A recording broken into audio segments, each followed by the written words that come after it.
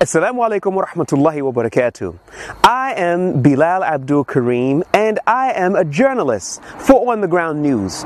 But today I'm going to step out of my role as a journalist and I'm going to talk to you directly, one person who is in eastern Aleppo, as you can see, to the rest of the world. My message here is very simple and it is very compact, and that is this. If there is anyone who is out there who believes that this war that is taking place here inside of Syria is a war on terrorism, I am telling you that the people saying it are playing you for a fool. I will say this again. Anyone out there who hears someone saying that they are attacking Aleppo because they are going after Jabhat Fatih Sham or Jabhat Nusra or some terrorists, know for a surety they are playing you for nothing more than an abject fool.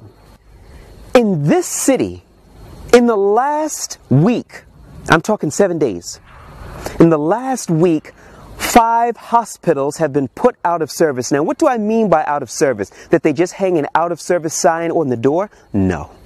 What I mean by out of service is that the hospitals have been blasted to powder, killing both patients and doctors and children and women and anyone else who happened to be in the area at that time. That's what I mean when I say hospitals here have been put out of service. They have been targeted by barrel bombs, missiles, and grad rockets. Our office was near one of these hospitals, which is why these days everybody's seeing me wear the same clothes for almost the last week, because all of our clothes were destroyed in the grad rocket attack and the ensuing fire that took place after it. Now, I didn't come here today simply just to give you a history lesson in terms of what is happening here in Aleppo.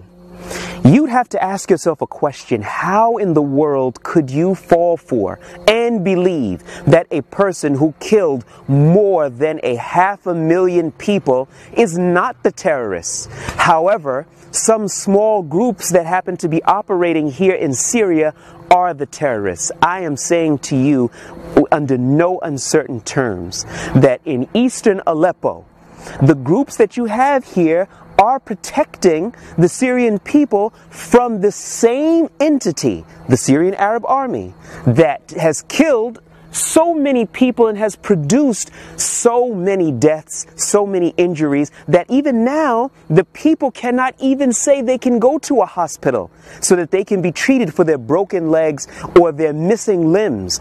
This is a reality that the world is going to have to come to grips with. So now, if I didn't come here today to tell you these things, then what in the world did I get on in front of the camera for? I'll tell you. My message here today is clear. I am calling on every single man, woman, and any child that wants to participate to go to any Syrian or Russian embassy around the world, and you get all of your friends and your family and everybody else, and you demonstrate in front of the embassies. Now, wait a minute. People are going to sit there and say, but wait a minute, in our country, you can't just walk up in front of an embassy and have a protest. To that, I would say this.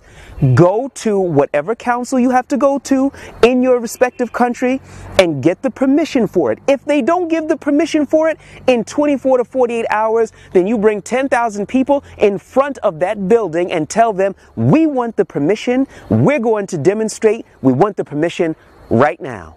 Why would you do that? You would do that because no one likes terrorists, no one likes terrorism. But terrorists don't grow in a vacuum. Everybody would have to understand that when you look at groups like ISIS, ISIS was born in Iraq and the oppression there. And